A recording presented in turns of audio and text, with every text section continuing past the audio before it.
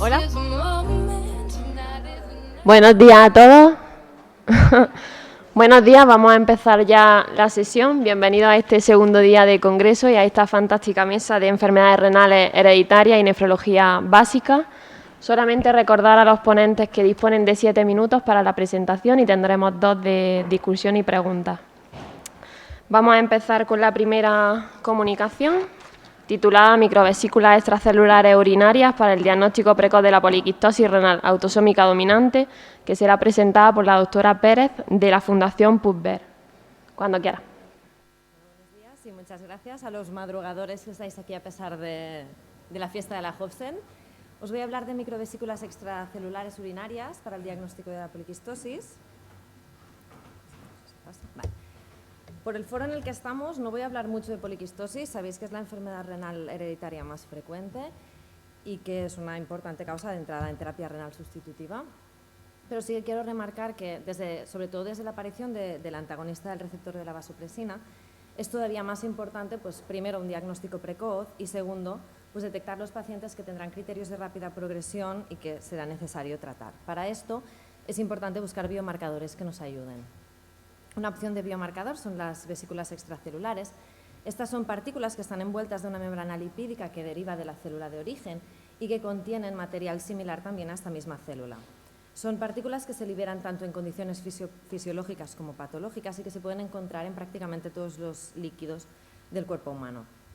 Están formados a partir de una membrana lipídica que además protege el contenido, con lo cual, aparte de encontrar receptores de membrana y proteínas, por ejemplo, podemos encontrar material más frágil como es microRNA. En cuanto a la nefrología, se han estudiado en diversas patologías renales. Se han hecho ya varios patrones proteómicos de diversas patologías y de todos los tipos celulares, pero sí que me gustaría destacar que en poliquistosis se empezaron a estudiar por Hogan en 2009 y se han encontrado desde proteínas con una clara relación con la fisiopatología, como son las policistinas, hasta proteínas y microRNAs de los que no se conoce todavía esta relación. Por esto, los objetivos de nuestro trabajo fueron determinar un patrón proteómico en estas vesículas en los pacientes con poliquistosis y función renal normal. Comparar este patrón entre descendientes de poliquistosis en el que un hermano tuviese la enfermedad diagnosticada y el otro no la tuviese en teoría, describir un patrón proteómico para hacer un diagnóstico de sospecha antes de que esto se vea en las pruebas de imagen y comparar este patrón primero con las proteínas ya identificadas en los otros trabajos y segundo, pues buscar en este patrón proteínas que podamos relacionar con la fisiopatología de la enfermedad. Por ello, seleccionamos de entre todos los pacientes con poliquistosis que seguíamos en el centro, unos pacientes que tuvieran descendientes en los que uno tuviese la enfermedad y el otro no, y que además ambos tuviesen más de 18 años y una función renal normal. Confirmamos la presencia o ausencia de quistes por ecografía renal e hicimos en paralelo estudio genético de confirmación y estudio de las vesículas extracelulares. Y en algunos casos, como veréis, tuvimos que hacer una ampliación del estudio. Incluimos 5 parejas de hermanos al final. Y bueno, os voy a contar rápidamente el método de aislamiento porque no hay un método estándar, pero sí que es el que se realizaba con nuestro equipo, con la doctora Gámez Valero, y os lo voy a contar por encima. Partimos de 80 mililitros de orina con un inhibidor de proteasas y el primer paso es eliminar los contaminantes mediante centrifugaciones diferenciales y concentrar el sobrenadante mediante ultrafiltración, de manera que conseguimos entre 1 y 2 mililitros de un concentrado que es rico en vesículas. A partir de aquí hay que seleccionar, hay que dividirlo en fracciones. Hacemos una cromatografía por exclusión por tamaño, de manera que las partículas con mayor peso molecular bajan antes y aparecen en las fracciones centrales y las más de menos peso molecular aparecen al final. Tenemos 20 fracciones y hay que determinar cuáles son las que serán más ricas en vesículas extracelulares. Esto lo hacemos determinando marcadores de vesículas, como son el CD9 y el CD63, y como veis suelen encontrarse en las fracciones centrales, mientras que los contaminantes están más bien al final, que son proteínas. Las 3 fracciones las concentramos mediante Amicron Ultra, se hace una digestión en tripsina para extraer los péptidos y a partir de aquí una espectrometría de masas y una cromatografía líquida para después proceder ya al análisis de todos estos péptidos. Pasamos a los resultados. El análisis comparativo, aquí lo que os quiero mostrar principalmente es que no había diferencias entre los dos grupos. Eran de edades similares, pacientes jóvenes, con una tensión arterial normal y una función renal normal y una proteinuria negativa, que ya era un poco el objetivo que buscábamos. En cuanto a historia familiar, en 4 de las familias se encontraron mutaciones en el hermano afecto en PKD1 y que se descartaron en el hermano sano. En una de las 5 familias no se pudo identificar la mutación en el paciente, o sea que tampoco se encontró en la hermana que estudiamos. Vamos al análisis proteómico. Se encontraron 203 proteínas sobreexpresadas en el grupo de poliquistosis y 138 en el grupo sanos, 123 de ellas compartidas. En el análisis jerárquico de clústeres no se ve una clara separación entre un grupo y otro. Sin embargo, si miramos las proteínas en sí, sí que vemos que hay varias proteínas, bastantes, que están sobreexpresadas en el grupo de poliquistosis, que no se encuentran en el grupo sanos, y otras que es al revés, que se encuentran en el grupo de sanos y que no se encuentran en el grupo poliquistosis. Y nos llama la atención que había 2 pacientes etiquetados como sanos que tenían un patrón más similar al grupo de poliquistosis, con lo cual en estos hicimos más estudios, luego os los contaré. Excluimos estos pacientes y realizamos un volcanoplot y encontramos 16 proteínas sobreexpresadas en el grupo poliquistosis y 5 en el grupo sanos. De las que encontramos en el grupo poliquistosis no os las voy a mencionar todas, pero sí que quiero destacar algunas que quizá podrían tener una relación fisiopatológica. La GNG subunidad 7 se ha visto que está relacionada con la vía del emetor, que se encuentra también relacionada con la poliquistosis, con lo cual es interesante. Luego tenemos la proteína S100A14, que está relacionada con el calcio intracelular, que también sabéis que está alterado en la poliquistosis, con lo cual hay que mirarlo bien. La Small OVCP Interacting Protein se relaciona con el retículo endoplasmático, que podría también tener un papel. Y luego quería destacar la ADP Ribosylation Factor y la tetraspanina 8, que se han relacionado tanto con el citoesqueleto en algunos trabajos como con la polaridad celular, que también puede estar alterada. Entonces, estas nos parecían especialmente importantes. Y por otro lado, la aptoglobina y la cistatina B están relacionadas en algunos otros trabajos de vesículas con el daño activo en nefropatía lúpica, por ejemplo, o en nefropatía diabética y con la progresión de enfermedad, con lo cual también pueden tener un papel. En cuanto a las sobreexpresadas en el grupo sanos, no entraremos en detalle, pero sí que hay algunas de ellas que se han relacionado inversa o directamente con la fibrosis renal, ya sea de manera protectora o inductora, con lo cual igual habría que mirarlas también. Comento muy rápido los 2 pacientes con un patrón diferencial. La paciente C4 tenía 54 años, función renal normal y econormal, y en ella no se había encontrado la mutación de la enfermedad. Compartía 9 proteínas de las 16 del grupo poliquistosis y ninguna del grupo sano. Y al hacer una reso lo que vimos únicamente fue un angiomiolipoma renal pequeño de 7 milímetros. Pero en la paciente S5, que sí que es la más interesante, es una chica de 26 años con eco y función renal normal y fue la familia en la que no identificamos la mutación. Compartía 15 proteínas del grupo poliquistosis y de las 16 y una del grupo sano, con lo cual tenía un patrón muy similar al del grupo poliquistosis, y al hacer la resonancia nos encontramos que sí que tenía quistes bilaterales y una nefromegalia izquierda. En esta lo que quiero destacar es que se hizo la eco con 23 años.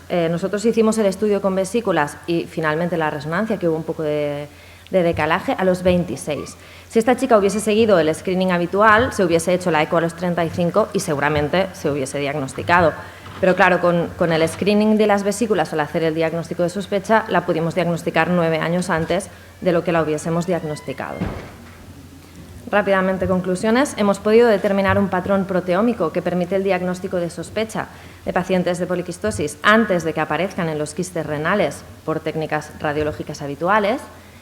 Hemos podido detectar algunas proteínas que podríamos quizá asociar a la fisiopatología de la poliquistosis, que son las que hemos comentado. Y en este caso, el estudio de la proteómica nos permitió el diagnóstico de una paciente que habíamos etiquetado como sana prácticamente 9 años antes de lo que la hubiésemos diagnosticado siguiendo las guías habituales. Y nada más, muchas gracias.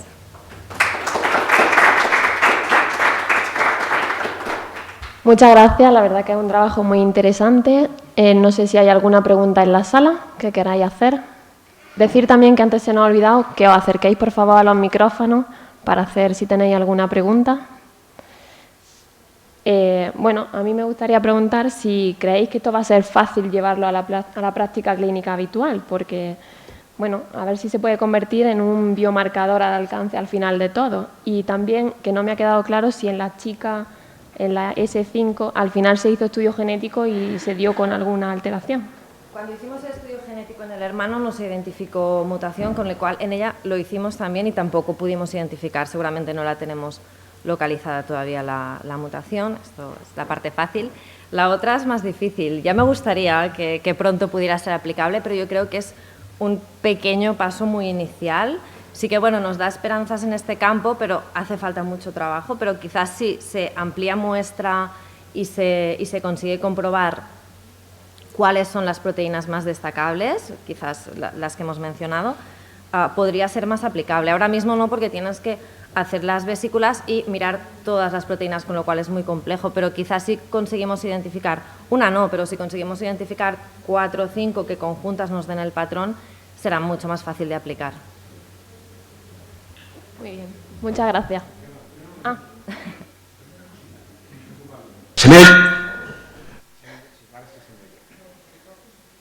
mí estas técnicas siempre me producen una duda metodológica sobre la variabilidad. Por ejemplo, yo me preguntaba mientras estaba...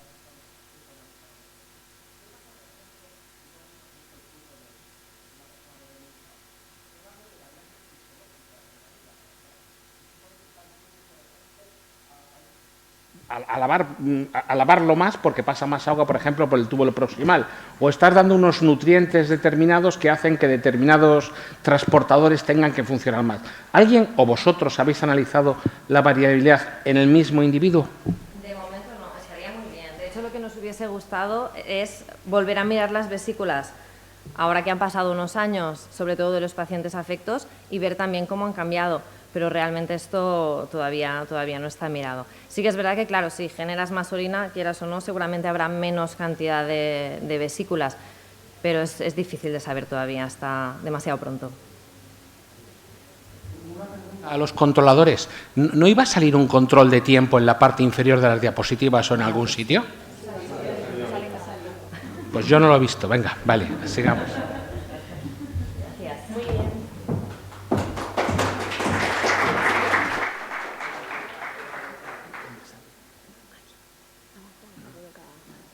Seguimos entonces con la siguiente comunicación, titulada Prevalencia de antecedentes familiares de enfermedad renal en pacientes adultos con y sin diagnóstico de certeza en terapia renal sustitutiva, factores de riesgo y características clínicas asociadas. Será presentada por el doctor Chandú del Complejo Hospitalario Universitario Insular Materno-Infantil. En primer lugar, buenos días, disculpen por la voz y muchas gracias por la presentación.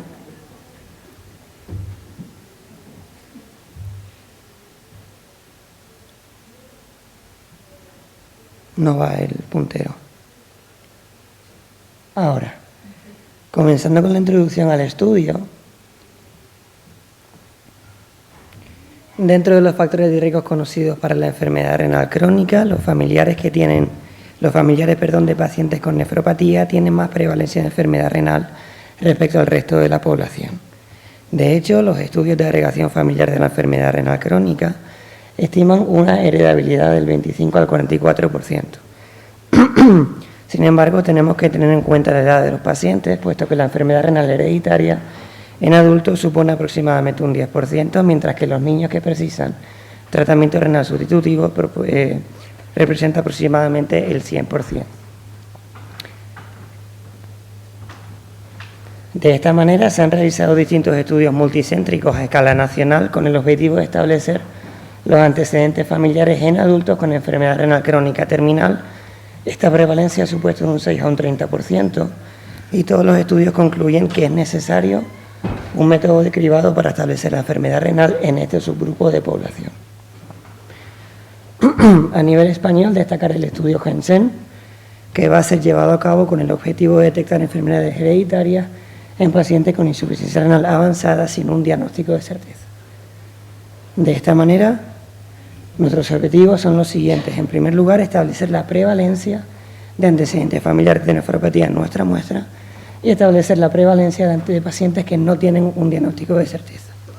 En segundo lugar, realizar la caracterización clínica de nuestra muestra en base a la presencia o ausencia de antecedentes familiares y en base a la presencia o ausencia de un diagnóstico de certeza.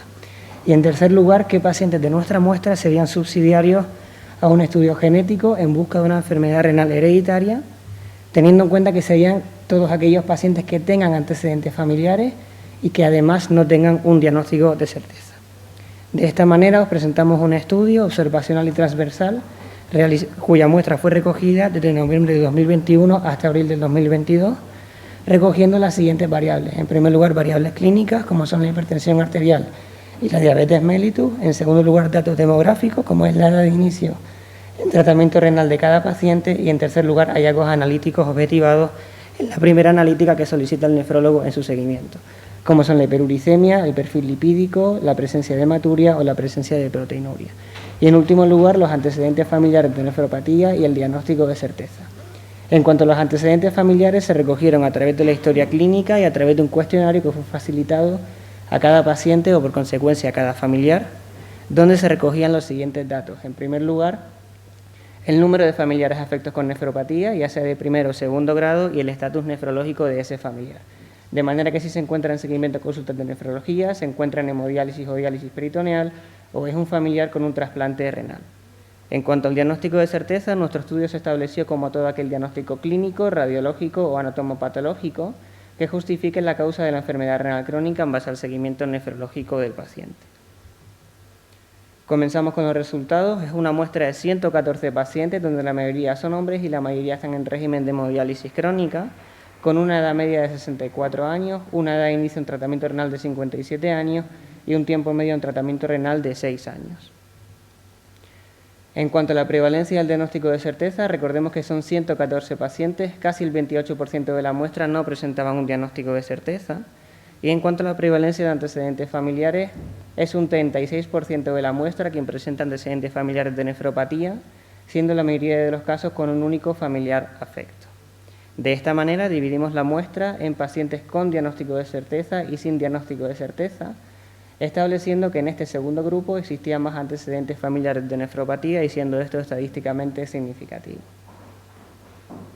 En cuanto al segundo objetivo, caracterizamos la muestra en base a los antecedentes familiares de nefropatía, llamando la atención en el grupo de con antecedentes familiares que presentaban con más frecuencia hipertensión arterial. Y si caracterizamos la muestra en base al diagnóstico de certeza, llama la atención que los pacientes con diagnóstico no filiado tienen más hipertensión arterial, no habiendo otras diferencias estadísticamente significativas en el resto de las variables.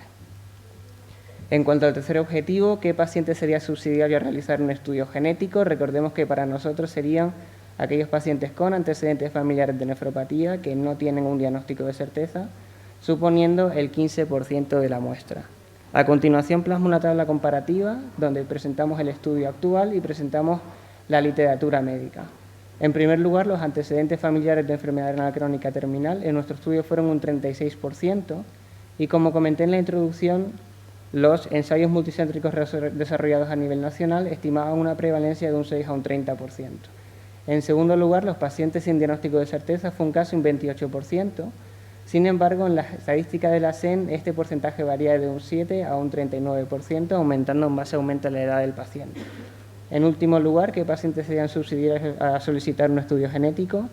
En nuestro caso fue un 15%, mientras que en los estudios realizados a nivel mundial con la Big Data estiman un porcentaje menor al 10%. De manera que, para concluir, en primer lugar, la prevalencia de antecedentes familiares de nefropatía fue del 36% y superior al publicado previamente.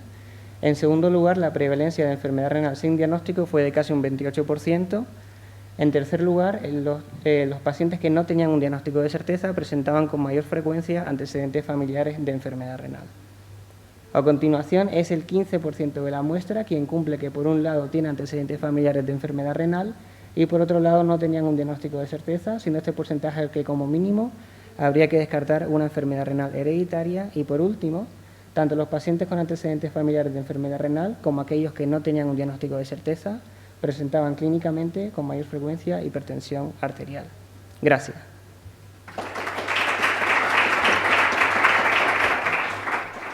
Y perdón por la voz nuevamente. ¿Alguna pregunta en la sala?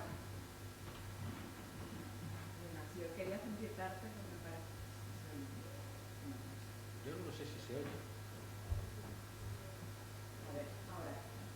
Bueno, ya sí. Quería felicitarte primero porque seguro que te lo pasaste muy bien ayer. No, la verdad es que no, eso es lo más triste. Y luego por el trabajo. Y un comentario general,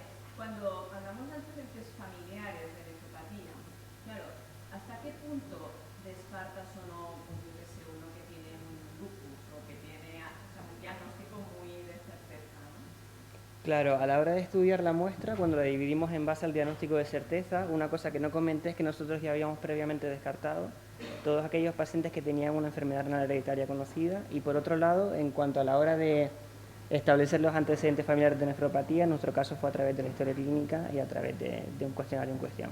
Pero es cierto que esa es una limitación del estudio. Porque los antecedentes familiares me refiero. También lo mismo. Sí, sí, sí, sí. Doctor Rafael Esteban. Si le podéis acercar el micrófono.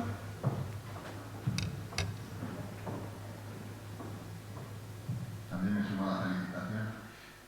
Y quería saber tu opinión, porque claro, al final termina haciendo estudios genéticos en los pacientes que tienen antecedentes familiares, por lo menos así.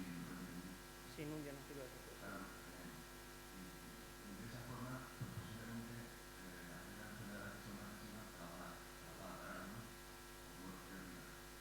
Realmente depende un poco de la edad de los pacientes también, ¿no? En este caso, recordemos que la muestra sería de una edad media de 64 años, por tanto es cierto que no haríamos alusión a ese tipo de enfermedades, ya que la muestra es en adultos. Por eso mismo hice alusión a la heredabilidad de la enfermedad renal, ya que en ese momento diferenciamos entre pacientes adultos y pacientes niños, ¿no?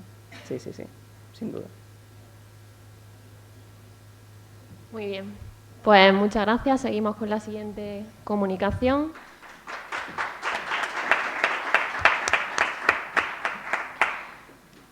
La siguiente comunicación, titulada Influencia de las variantes genéticas de los genes PKD1 y PKD2 de la poliquistosis renal sobre el crecimiento renal y sobre la supervivencia renal. La presenta el doctor Borrego, del Hospital Universitario de Jaén. Buenos días.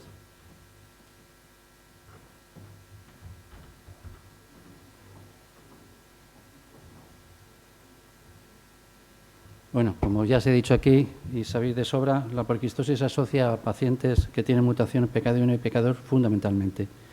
La corte CRISP nos enseñó que PKD1 se asocia a un crecimiento renal más importante, más acelerado, y que ese crecimiento renal es un marcador del futuro deterioro de la función renal. Dos sabéis que son los modelos predictores fundamentales para analizar la supervivencia de pacientes que tienen una mutación. Y ahí los pongo, el ProPKD y la clasificación de la Clínica Mayo. La clasificación de la Clínica Mayo lo que hizo es valorar el volumen renal que tienen los pacientes a una edad determinada e intentar estimar su ritmo de crecimiento, de tal forma que los pacientes que tenían un ritmo de crecimiento mayor, más rápido, vieron que se correspondían con un deterioro más rápido de la función renal. Ellos nos enseñaron un poco los ritmos de deterioro en cada edad y en cada clase. Nosotros validamos en un trabajo previo la clasificación de la Clínica Mayo en la población, en este caso del sur de Andalucía, y vemos que había una correlación inversa entre lo que era el ritmo de deterioro de función renal y lo que es el filtrado glomerular. La caída del filtrado glomerular, una buena correlación. Y como veis aquí, que efectivamente las clases se separan, para los pacientes que tienen mayor crecimiento renal, tienen peor supervivencia. En este modelo también incluimos en un pequeño población que tenían hecha el estudio genético, e incluimos solamente lo que era la mutación PKD1 y PKD2, y observamos que era un marcador independiente de la clase de la Clínica Mayo. También he de decir que es importante, y está de sobra dicho, que existe una gran variabilidad dentro de una misma familia y con una misma mutación en cuanto a lo que es la edad de entrada en diálisis, tanto para PKD1 como PKD2. Nuestro objetivo fue analizar la influencia del tipo de variante genética sobre la supervivencia renal, ritmo de crecimiento y ritmo de deterioro de la función renal. Para ello recopilamos las variantes genéticas que se habían identificado en las provincias que aquí señalo. Incluimos en este estudio solamente las variables de significado incierto, probablemente patogénicas y patogénicas. Recopilamos TAC y resonancias de los pacientes que tenían hecho por diferentes motivos y estimamos el ritmo de crecimiento con el modelo de la Clínica Mayo, y incluimos en este trabajo el evento final, que era la entrada en diálisis o presentar un filtrado glomerular por debajo de 10. Incluimos 482 pacientes con una mutación en PKD1, es decir, que no en todos los pacientes tenían hecho el análisis genético, sino que de alguna forma identificábamos la familia con varios pacientes que tuvieran esa mutación y ascribíamos, lógicamente, esa mutación al resto de los familiares. Lo digo porque, claro, los pacientes más antiguos, los ancestros muchas veces no estaban disponibles para poder hacer estudio genético. La población para PKD2, ahí la tenéis, 157. Una primera mirada no mostró diferencia en cuanto al volumen renal, que no estaba disponible en todos los pacientes, y pacientes con entrada en diálisis dentro de PKD1 tenemos el 47% frente a un 24%. La edad de entrada en diálisis claramente menor para PKD1. Si nos fijamos en las variantes, el tipo de variante, la significación, pues encontramos que en PKD2 la mayor proporción de pacientes tenían variantes tipificadas como patogénicas, mientras que en PKD1 había una proporción importante de pacientes con probablemente patogénicas y de significado incierto. En PKD2 la mayor proporción de pacientes tenían mutación truncante frente al PKD1, que había una proporción importante de no truncantes. Si nos fijamos en las variantes truncantes, pues veis que mayoritariamente en PKD2 eran de tipo frame shift y de elección de genes, exones, mientras que en los pacientes con PKD1 pues había las otras variantes truncantes y un 33% de los pacientes tenían variantes missense de cambio de aminoácido. Aquí os mostramos un poco la diferencia en las curvas de supervivencia para la PKD1 truncante, en amarillo PKD1 no truncante y PKD2 truncante. Veis cómo hay una clara separación entre los tres grupos. Cuando consideramos los missense para PKD1, para PKD2 teníamos pocos, para PKD1 pues veis que se separan del resto de los dos, de los que eran considerados, perdón, esa es la otra. Aquí la variante de significado incierto se separaban de las otras dos que eran patogénicas o probablemente patogénicas. ¿Por qué? Porque aquí están las variantes missense en su mayoría. Y cuando consideramos las variantes truncantes con diferentes mecanismos, no encontramos para PKD1 diferencias en cuanto al comportamiento de supervivencia, ni tampoco para PKD2. Sin embargo, a las variantes missense encontramos una gran variación en cuanto a la edad de entrada en diálisis, lo veis aquí, con comportamientos desde relativamente benignos hasta claramente de mutación truncante en PKD1. No encontramos relación con la localización de la mutación para PKD1 en las missense y la edad de entrar en diálisis, por ejemplo. Si os fijáis en esta flecha, corresponde a una familia, una misma familia con la misma variante, y si veis, pues una gran variabilidad para los missense. Tampoco para las variantes truncantes, había relación en la posición de la mutación, ni tampoco para PKD2. En cuanto al volumen renal, encontramos que a edades más tempranas el volumen renal veis que es mayor para PKD1, pero si esto lo llevamos a la clase de mayo, veis las mutaciones para PKD1 se localizan, como ya se sabe, en mayor proporción en las clases con mayor crecimiento renal, y si vamos directamente a expresar lo que es el ritmo de crecimiento, veis cómo PKD1 tiene un ritmo de crecimiento mayor que a la izquierda, a la derecha PKD2, y que incluso separando por sexos, tanto para PKD1 como para PKD2, los varones tienen un crecimiento más rápido. Encontramos lo ya sabido que existe una relación entre el ritmo de crecimiento y el deterioro de función renal. Los pacientes con mayor crecimiento, mayor ritmo de crecimiento deterioran antes. Si miramos el tipo de variante truncante, pues veis que el comportamiento para PKD1 está siempre por encima en cuanto al ritmo de crecimiento que para PKD2. Nos encontramos una cosa curiosa, que los nonsense, curiosamente, tienen un ritmo de crecimiento en PKD2 más lento que otros. Lo que pasa es que no llegó a ser significativo, pero veis que la caja es bastante reducida a los extremos. Incluimos diferentes modelos multivariantes, os presento este que es un poco más sencillo de entender, que es simplemente la supervivencia renal. Y encontramos que, de nuevo, existe una relación independiente entre lo que es la clase de Mayo a la hora de mostrar un mayor riesgo para deterioro de función renal y la mutación PKD1. De esta forma que PKD1 truncante y no truncante claramente son marcadores de riesgo frente a PKD2. Dentro de una misma familia con una misma mutación, os muestro aquí que hay una relación inversa entre el ritmo de crecimiento y el deterioro de función renal. Por lo tanto, dentro de una misma familia, con la misma mutación, el factor pronóstico más importante es el crecimiento del volumen renal. No el volumen, sino el crecimiento, el ritmo de crecimiento. Por tanto, como conclusiones, que el gen mutado PK1 y PK2 y la clasificación de la clínica Mayo creemos que son factores independientes y que deberían ser integrados en un mismo modelo predictivo, que el tipo de variante puede influir probablemente en el ritmo de crecimiento renal, que las variantes missense pues, constituyen un grupo con una gran variabilidad y que habría que de alguna forma desgranar el significado patogénico de esas variantes missense, y dentro de una misma familia con una mutación concreta que el pronóstico lo va a marcar definitivamente el ritmo de crecimiento renal. Muchas gracias.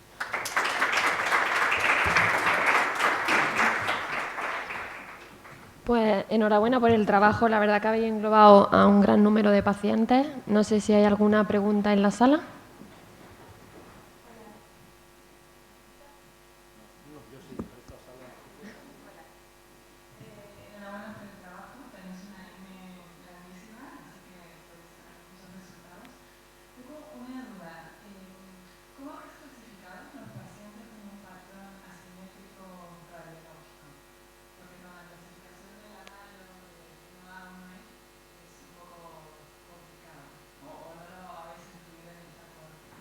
Hemos incluido solamente los 1A, o sea, los que sean de tipo 1. ¿Por qué? Porque efectivamente, como tú dices, ellos recomiendan no meter los que tienen distribución asimétrica, quistes aislados. El problema es que la gente con poliquistosis a edad muy temprana, porque cada vez estamos haciendo los diagnósticos cada vez más temprano, haciendo resonancia cada vez más temprano, descubres que el patrón de quistes, pues al principio no es tan del aspecto quístico del enfermo avanzado, y tiene unos cuantos quistes distribuidos, y eso es difícil a veces pensar si lo debes encuadrar como un 1A o no. Claro, viendo a la familia asumes que es un 1A. Lo que pasa es que esos volúmenes renales al final son pequeños, ¿no? Entonces lo que pesa en el estudio son los otros, los enfermos más avanzados. La otra pregunta es, los otros genes de poliquistosis renal, que son más raros, ¿no los habéis analizado o solo incluyeron? No los hemos incluido porque es que tenemos muy poquitos. GANA-B tenemos muy poquitos, entonces no podía sacar nada en claro. Nos centramos en PK1 y PK2. Gracias. Quería felicitaros también porque esto es un trabajo enorme y muy meritorio. O sea, digamos, pensamos las horas que os habéis pasado aquí, bueno, horas, días y años, creo. Y una muy simple curiosidad. La edad media de la enfermedad sustitutivo es más pronto de lo escrito en la literatura, como 6 años así para cada gen, ha parecido. ¿Crees que hay algún sesgo que tenéis los más graves a nivel hospitalario o alguna explicación? El evento son las dos cosas, entrada en diálisis y menos de 10. Entonces, claro, si nos centramos menos de 10 de filtrado glomerular. Bueno, el evento... pero que era 52 años creo para PKD1 y 60 y tantos para PKD2. Claro, pero claro, eso tiene un sesgo efectivamente porque recoge los enfermos que están en diálisis. Entonces, evidentemente, en lo que he puesto ahí del 40 y 30% era recopilando esos enfermos, ¿vale? Cuando eso se mezcla luego en las curvas de supervivencia con los enfermos que llegan a tener menos de 10 mililitros minuto, que los consideramos para poder hacer las curvas dentro del mismo grupo, ya, si te fijas, sale un poco más normal, digamos, ¿vale? De todas formas, sí observamos, y eso es conocido, ancestros, abuelos, que ni llegaron a entrar en diálisis, resulta que luego su familia acaba entrando en diálisis con edades cada vez más anteriores, ¿no? Y en el que nosotros lo hemos visto, y eso está escrito en la literatura, una especie de fenómeno de no se diga, ¿no? Que se va adelantando. Pero las cifras son cercanas en las curvas de supervivencia, ¿eh? A lo que hay que descrito. Muy bien, muchas gracias. Gracias. Pues continuamos con la siguiente comunicación. Seguimos con la siguiente, titulada Fenotipo clínico y alteraciones neuropsiquiátricas en paciente con deleción completa del gen HF1B, presentado por la doctora Beatriz Redondo, del Grupo de Investigación de Enfermedades Renales Hereditarias y Raras de Baracaldo. Hola. ¿Se me oye? Sí. Bueno, pues yo os voy a hablar de un gen distinto de los de la poliquistosis, que igual conocemos menos, que es el HNF1 beta. No tenemos conflicto de interés. Bueno, el gen HNF1 beta es un gen que participa en el desarrollo de varios órganos porque se expresan epitelios polarizados. De ahí que los pacientes afectados tienen anomalías en los canalículos biliares, en el desarrollo renal, genitourinario, y también pues, es uno de los genes que nos han enseñado que forma parte del espectro de la nefropatía túbulo-intersticial autosómica dominante. Entonces, también se hereda de forma autosómica dominante y la enfermedad se provoca por la insuficiencia del gen, y es un gen que tiene mucha tendencia a las mutaciones, tanto reordenamientos genómicos como de lesiones completas. Aproximadamente por ello, 50% de las mutaciones son de novo y entonces tiene menos porcentaje de familiares afectos frente a otras enfermedades monogénicas. Además, también se divide en un 50-50 las mutaciones puntuales versus las deleciones parciales o completas del gen. Entonces, la manifestación más frecuente son las renales, en forma de displasia quística o alteración estructural renal, porque hay casos que pueden incluso parecer una poliquistosis autosómica dominante. Y bueno, también aparece de forma muy frecuente la hipomagnesemia, porque este gen también regula la subunidad gamma de la sodio-potasio ATPasa, que es la que provoca la hipomagnesemia, alteración del metabolismo de los hidratos de carbono por alteración del desarrollo pancreático e hipertransaminasemia. Y ya en algunos trabajos se han reportado sobre todo retraso en la adquisición del lenguaje, retraso psicomotor y trastornos leves del aprendizaje. ¿Por qué aparecería un fenotipo neuropsiquiátrico? Pues la verdad que no se ha descrito que el HNF1 beta participe claramente en el neurodesarrollo, pero que sí que los genes contiguos a él sí que pueden participar en el desarrollo mesencefálico. Entonces, la deleción completa se comería genes contiguos y sería la culpable del fenotipo neuropsiquiátrico. Entonces, bueno, nosotros hemos reclutado una cohorte a nivel nacional de 67 pacientes, la mayoría de ellos son pediátricos, predominan el sexo varón, pero no creemos que esto tenga importancia. El tipo de mutación de novo era de 64% y la mayoría de análisis genéticos se hicieron por MLPA. No tenemos muchos datos de la dosis génica. La cohorte es bastante joven, con una mediana de 14 años y medio. Los pediátricos tenían 10 años y los adultos de media tenían 33 años. También eran bastante jóvenes.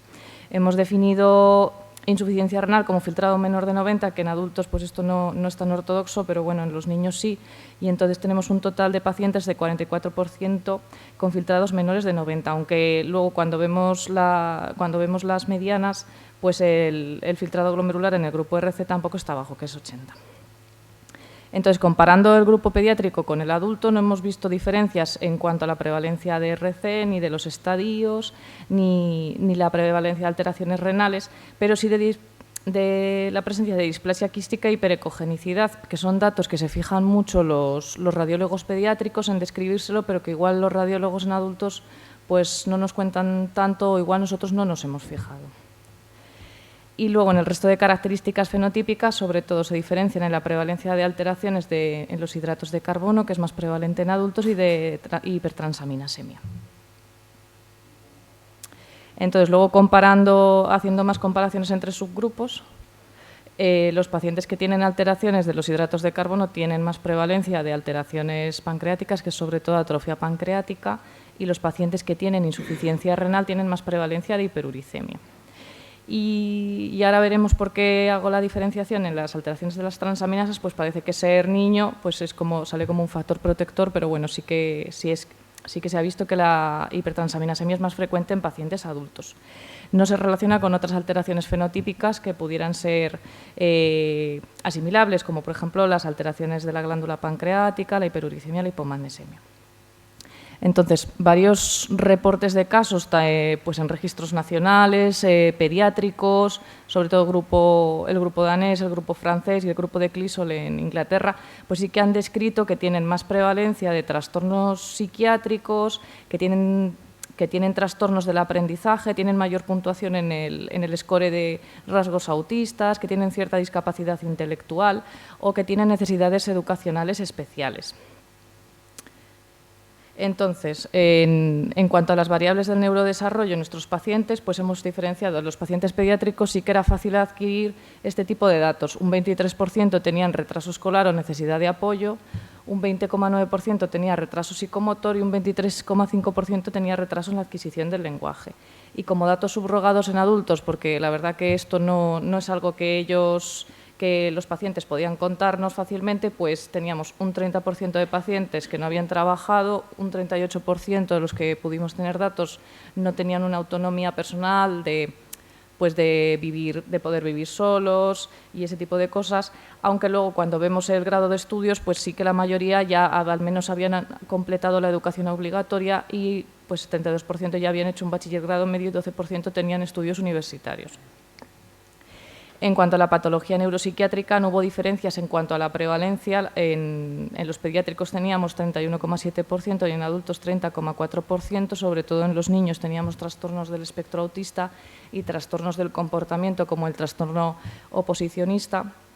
Y en los adultos pues teníamos algo más de prevalencia de trastorno ansioso depresivo, aunque bueno, tampoco podemos tener muchos datos por la N.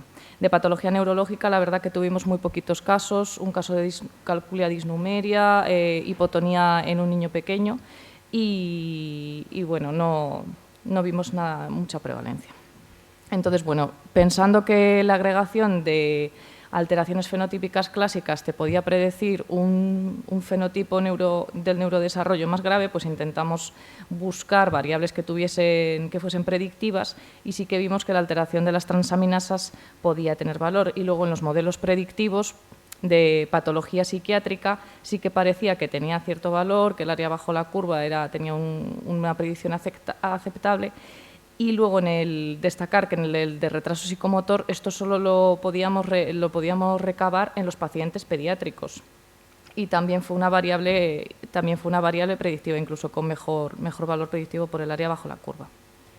Entonces, como conclusiones, pues la prevalencia de RC en estos pacientes es similar entre grupos de edad, a diferencia de otras cohortes de pacientes adultos en las que la prevalencia se acerca al 80-90%. La hiperuricemia es más prevalente en pacientes con ERC, bien por la propia alteración de la enfermedad en el manejo del urato o también como una de las características clásicas de la insuficiencia renal. La hipertransaminasemia es más frecuente en adultos, de forma similar a lo que sucede con las alteraciones del metabolismo de los hidratos de carbono, probablemente por agregación de factores de riesgo ajenos a los genéticos. La prevalencia de hipomagnesemia es similar entre ambos grupos. Se cree que la hipomagnesemia está infradiagnosticada en la edad infantil. La presencia de alteraciones morfológicas renales no parece ser la única variable que influye en la aparición de insuficiencia renal, ni tampoco las urinarias. Hay mayor prevalencia de patología psiquiátrica en todo el espectro de edad de portadores de la delección, frente a la población general. En los pediátricos 31,7% versus un 1% en la población general pediátrica y en los adultos 30,4% frente a 10,8% en la población general adulta, así como de trastornos del espectro autista. La prevalencia entre 3 y 14 años de trastorno del espectro autista es 0,6% y en nuestra cohorte era de 14,6%. La ausencia de diferencias entre grupos de edad en cuanto a prevalencia de patología psiquiátrica puede indicar que su riesgo está influido por el grado de afectación de la delección, por la afectación de los genes contiguos. La tasa de retraso escolar y necesidades educativas especiales es mayor que en la población general. Es verdad que la mayoría de ellos eran leve y que la mayoría de los pacientes adultos tienen un nivel de estudios normal. Y la hipertransaminasemia es la única variable con valor predictivo de sufrir afectación psiquiátrica o retraso psicomotor, aunque todavía no tenemos una explicación biológica de por qué hemos encontrado esta asociación. Y muchísimas gracias a los colaboradores que participaron en el estudio y gracias a vosotros.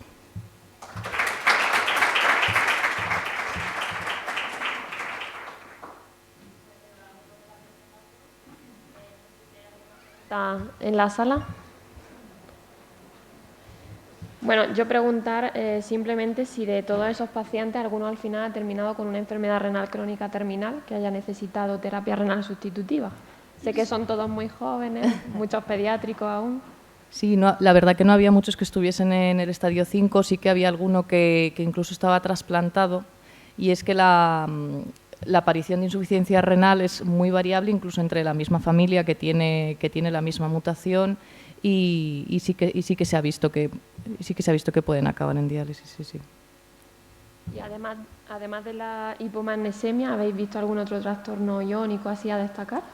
Algunos pueden presentar hipopotasemia y de hecho algunos casos se han confundido con un Gitelman, pero claro, pues el alto índice del grado de sospecha por la asociación de otras alteraciones fenotípicas y con esto pues incluso las alteraciones neuropsiquiátricas pueden ser otra. De hecho, hace poquito una paciente de la sala de diálisis me contó que tenía un niño con autismo Y ella es una paciente, el perfil típico es un paciente que es diabético, que empieza como en torno a los 20 y pico años, 30 y algo, que tiene algún quiste, que no se sabe muy bien de dónde le salía la insuficiencia renal y claro, pues es como otro dato más para tener algo, sospecha para orientar el estudio genético. Muchas gracias. Cositas. Yo casi no sabía que existía esta enfermedad, hasta que hace poco tuve una paciente así. Y quería preguntarte dos cosas que tienen que ver con el tratamiento para ver si me iluminas un poquito. La primera es, me ha parecido entender que las mutaciones de este factor de transcripción tienen que ver con los cambios neuropsiquiátricos probablemente por problemas metabólicos a nivel cerebral, aunque no se debe saber la patogenia. Y la pregunta es, ¿alguien ha propuesto alguna teoría que pueda alentar alguna esperanza sobre modulaciones de la dieta o de algún tipo de nutriente o alguna cosa que pueda modificar, por ejemplo, el aprendizaje, que es lo que tiene la chica que yo veo? Y la segunda cosa, ¿cuál es vuestra experiencia en el trastorno de la hipomagnesemia, que en la mía es absolutamente malísima? Sí, la verdad que son pacientes bastante resistentes al tratamiento que cuando lo tienen pueden necesitar altas dosis de magnesio oral, que es la causa de la hipopotasemia, que es lo que me habéis preguntado antes. Bueno, en general muchos pacientes pediátricos tienen necesidad de dosis de magnesio bastante altas y en los pacientes adultos a mí también me da la sensación de que son muy resistentes. De hecho, pues bueno, tampoco te puedo decir así mucha experiencia de dosis media y tal, eso no te puedo decir. Y de tema de dieta, pues no he encontrado al menos yo no conozco ningún tipo de orientación en cuanto a la dieta que pueda ser beneficioso para los pacientes más allá de lo típico de los pacientes con insuficiencia renal.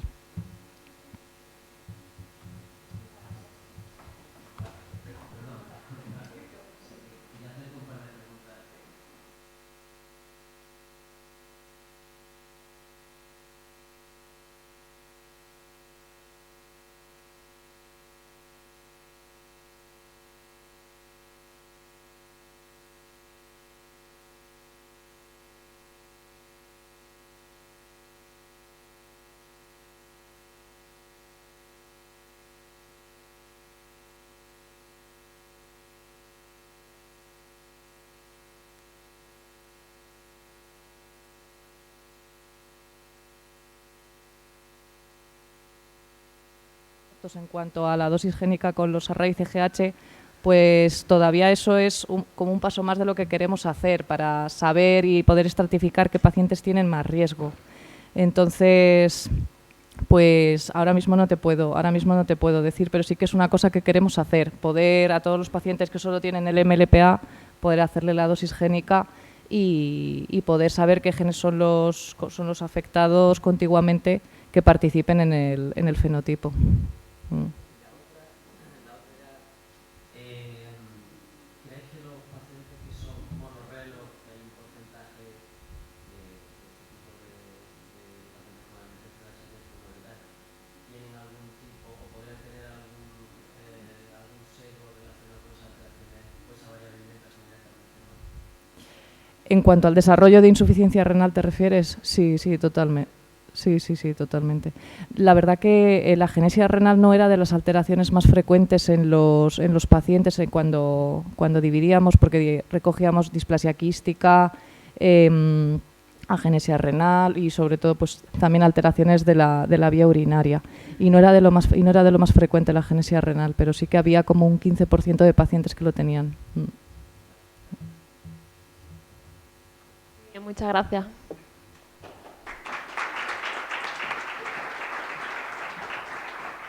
Seguimos con la siguiente comunicación, titulada Experiencia clínica real tras un año de tratamiento con tolvaptan en pacientes con poliquistosis renal autosómica dominante, presentada por el doctor Javier Naranjo.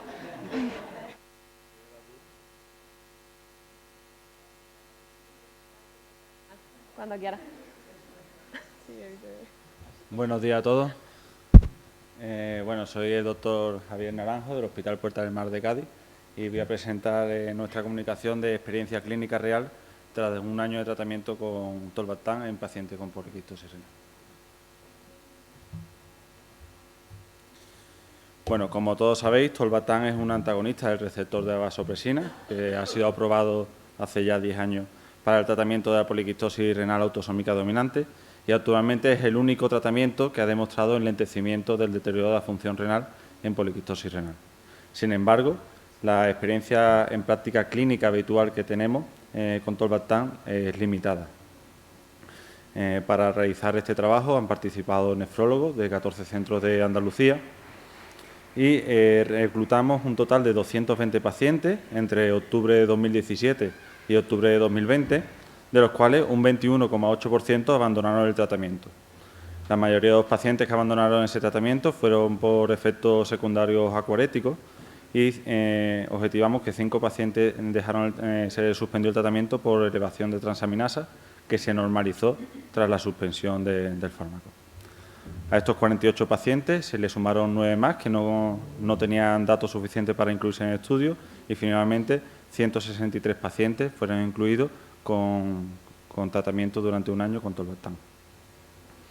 En cuanto a las características basales de los pacientes, pues un 55% de los pacientes eran varones, con una edad media de 42 años y un filtrado medio de 62 mililitros. Pertenecían prácticamente a todos los estadios de enfermedad renal crónica y la mayoría de pacientes que tenían hecha una resonancia magnética antes del inicio del tratamiento pertenecían a lo que son consideradas las clases de la clínica Mayo de rápida progresión, que son de la 1C a la 1E, y los pacientes tenían mutación genética, la mayoría se detectó una mutación en PKD1, siendo aproximadamente el 50% mutaciones truncantes. En cuanto a la dosis de tolvaptan, se utilizaron las dosis que están descritas en la literatura, de 60, 90 o 120 miligramos al día. Sin embargo, cada hospital siguió un protocolo de subida de dosis independiente y en muchos casos fue distinto a lo utilizado en el estudio Tempo 3-4, en el que se alcanzaba dosis máxima en 3 semanas. Como podemos ver en la gráfica, en nuestra población hubo un aumento más lento y progresivo de las dosis de tolvaptan hasta que en el año de tratamiento la mayoría de pacientes estaban en el grupo de 120 miligramos. En cuanto a la evolución de la función renal, vimos que desde el inicio del tratamiento, desde el primer mes del inicio del tratamiento con tolvaptan, se produjo un deterioro un declive del filtrado glomerular más pronunciado en el estadio 1. Sin embargo, sabemos por los ensayos pivotales y otros estudios que se han hecho que esto está descrito y se puede ver un declive del filtrado al inicio del tratamiento secundario al tratamiento con tolvaptan. Es por ello que también nosotros, para calcular el declive del filtrado, utilizamos como valor basal el filtrado al primer mes, intentando con esto abolir un poco el declive que provoca el fármaco al inicio del tratamiento. De esta manera vimos que el declive al año con respecto al primer mes fue menor que con respecto al momento basal. En cuanto al sodio y ácido úrico, pues vimos que ambos parámetros analíticos subieron estadísticamente significativas desde el primer mes, permaneciendo posteriormente estables. Y en concreto en el ácido úrico vimos que, como nos ha comentado anteriormente, que en la compañera, que en estadio más leve de enfermedad renal crónica los niveles de ácido úrico eran menores y que la proporción de pacientes que estaba con tratamiento hipoglucemiante, pues subió de 19 pacientes que tenían tratamiento al inicio del tratamiento a 36 que lo tenían al año de tratamiento. En la osmolaridad urinaria vimos que prácticamente todos los pacientes tuvieron un descenso de osmolaridad urinaria desde el inicio del tratamiento, manteniéndose estable hasta el año de tratamiento, en torno a 200 milimoles kilo. Y sí que vimos que, como era de esperar, que los pacientes que partían de estadios de enfermedad renal más leves, pues partían obviamente de osmolaridad urinaria más altas. Y estos pacientes, por lo tanto, tuvieron un mayor declive o un mayor descenso de la osmolaridad urinaria. Porque no lo he dicho, pero la osmolaridad urinaria los datos fueron independientes del estadio de enfermedad renal crónica y de la dosis de tolvaptan que recibieron los pacientes. Por último, el tratamiento antihipertensivo, vimos un leve descenso en la presión sistólica y diastólica en el mes 12, en el mes 6 y en el mes 12 de tratamiento, que fue también estadísticamente significativa, con un descenso en la prescripción de diuréticos como tratamiento antihipertensivo y un aumento de los fármacos alfa y beta bloqueantes. Sin embargo, no vimos cambios en los grupos de IECA ni de calcio antagonista, ni tampoco en cuanto al número de fármacos antihipertensivos que tomaba cada paciente. A modo de conclusión, podemos sacar 3 conclusiones de este trabajo. El primero, que el tolvaptan con una vigilancia estrecha en principio es un tratamiento seguro, que la elevación de la hepatotoxicidad o la elevación de transaminasa es poco frecuente y autolimitada con la retirada del fármaco. La segunda, que el tolvaptan produce un declive del filtrado en el primer mes de tratamiento, sin mostrar grandes cambios durante el primer año. Evidentemente no podemos valorar evolución del filtrado en un año de tratamiento, pero en caso de que queramos calcular el declive del filtrado, nosotros sugerimos utilizar el filtrado del primer mes como valor de referencia, con el fin de descontar parcialmente al menos la caída inicial secundaria a los cambios funcionales que provoca el fármaco. Y el tercer mensaje es que la molaridad urinaria desciende desde el primer mes, independientemente de la dosis de tolvaptan, independientemente del estadio de enfermedad renal crónica, y estando relacionados dichos descensos con el filtrado basal del paciente. Y esto es una foto del grupo andaluz de poliquistosis y otras enfermedades hereditarias, que han sido todos participantes de este estudio y sin ellos no podríamos haber completado. Muchas gracias a todos.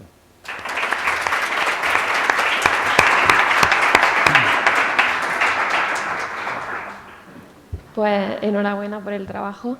Solamente quería preguntar, porque bueno, el tiempo de seguimiento han sido 12 meses, creo, y sobre todo habéis incluido parámetros analíticos. ¿Se espera seguir con el estudio y ya poder incluir pruebas de imagen, ver cómo cambia también el crecimiento renal y demás? Bueno, sí, la N es de 220 pacientes, nos hemos cortado en un año de tratamiento. Seguimos reclutando el seguimiento, ya la mayoría de pacientes van por el tercer año de tratamiento y nuestra idea es al tercer año queremos también ver volumen. Lo que pasa es que a un año de tratamiento no hemos repetido resonancia del año de tratamiento, no nos parecía indicado y veremos si en los 3 años repetimos y podemos evaluar también el crecimiento que hemos visto que en poliquistosis tiene mucha importancia. ¿Alguna pregunta en la sala? El micrófono, por favor.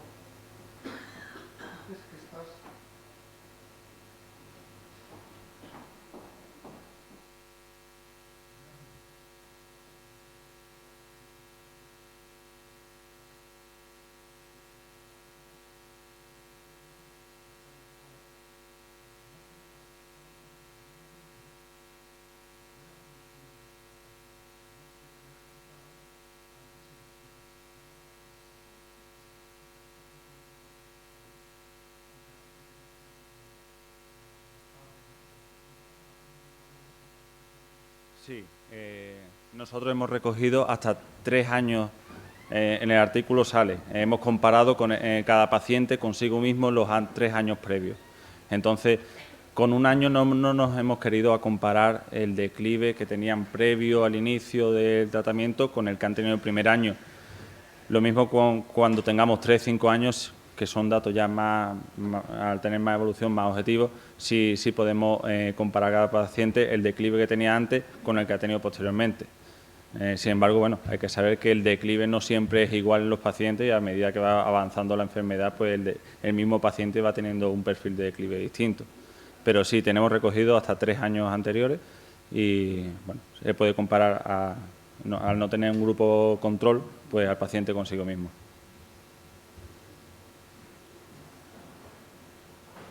Javier, yo te quiero dar la enhorabuena, aparte por la N, por ese grupo de gente que estáis trabajando, porque yo creo que salían todos riéndose en la foto, o sea que os debéis llevar bien. Una pregunta sobre el efecto del tolvaptan sobre la osmolaridad urinaria. Da la sensación de que lo estamos o que lo estáis utilizando a dosis muy altas, ¿no? posiblemente la dosis menor, que es la de 60, podría ser útil en todos los casos, ¿no? Porque los cambios en la osmolaridad lo que están implicando es que te estás cargando el efecto de la vasopresina a tope. Entonces, 120 da la sensación de que es mucho, ¿no? Bueno, hay mucha controversia en cuanto a las dosis de tolvaptan que utilizar. Y ya dije antes que el protocolo de cada hospital fue distinto. Hay nefrólogos que se quedan en 90 miligramos desde el inicio, hay nefrólogos que llegan a 120 nada más empezar. Generalmente la tendencia, por lo que yo he visto analizando los datos, es que se intenta ir subiendo paulatinamente y progresivamente, sin dar mucha importancia a la precocidad de subir. Yo creo que la principal diferencia es entre tomar el fármaco y no tomarlo. No entre tomar 60 o 90 miligramos, pero eso es una opinión personal. ¿Vale? Lo importante es que el paciente tolere el fármaco y que esté a gusto con él mismo. Muy bien, muchas gracias. Yo creo que ahora sí que le toca a la doctora Ruiz Ortega. ¿Había otra pregunta? Perdona, Roser. Es que estaba deseando salir.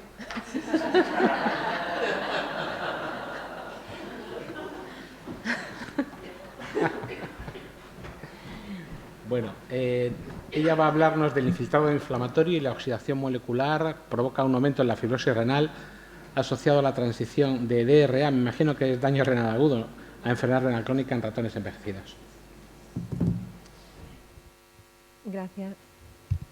Gracias a todos.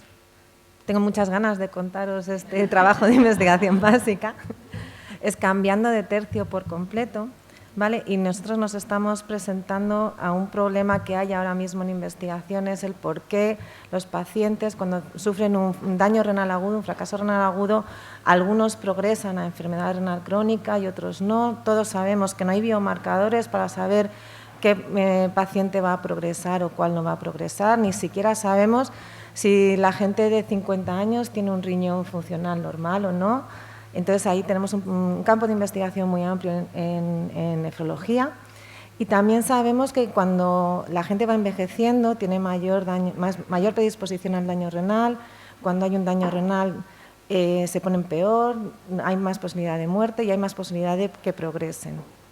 Entonces, desde investigación básica, pues estamos intentando desarrollar modelos animales o celulares para estudiar este proceso. Yo me voy a centrar en el daño que ocurre en la célula tubular y os voy a explicar aquí un poco que cuando la célula tubular sufre un daño por una isquemia, por un nefrotóxico, algunas células se mueren por procesos de apoptosis, por necrosis regulada.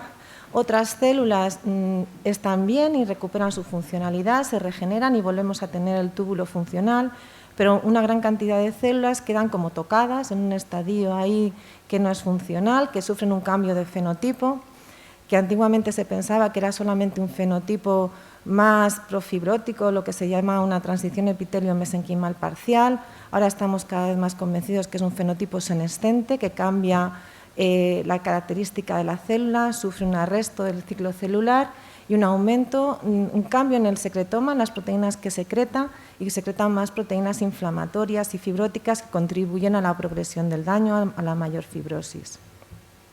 Para estudiar esto en el laboratorio, nosotros hemos desarrollado un modelo experimental en ratones y utilizamos sobre todo el modelo experimental de daño por ácido fólico. Y en este modelo, que llevamos estudiando en el laboratorio bastante, hemos descrito que en la etapa de daño renal agudo hay una muerte, hay unos mecanismos de apoptosis. En este grupo de Alberto Ortiz ha estudiado en profundidad estos mecanismos, viendo que hay una muerte por necrosis y por ferroptosis. Y nosotros estamos estudiando ahora lo que es la transición al daño renal crónico, porque en este modelo, al cabo de 15 días, ya observamos una fibrosis renal y una pérdida de función. En concreto, en este estudio hemos querido comparar lo que ocurre en ratones jóvenes, que serían de 3 meses, con lo que ocurre en ratones viejos, de 1 año. Y aquí quiero remarcar 1 año, que para la audiencia a lo mejor, si no estáis acostumbrados a ratones, no son ratones viejos, los ratones viejos son de 2 años o más. Pero ¿qué es lo que ocurre? Que en realidad el concepto de envejecimiento renal no es tal cual.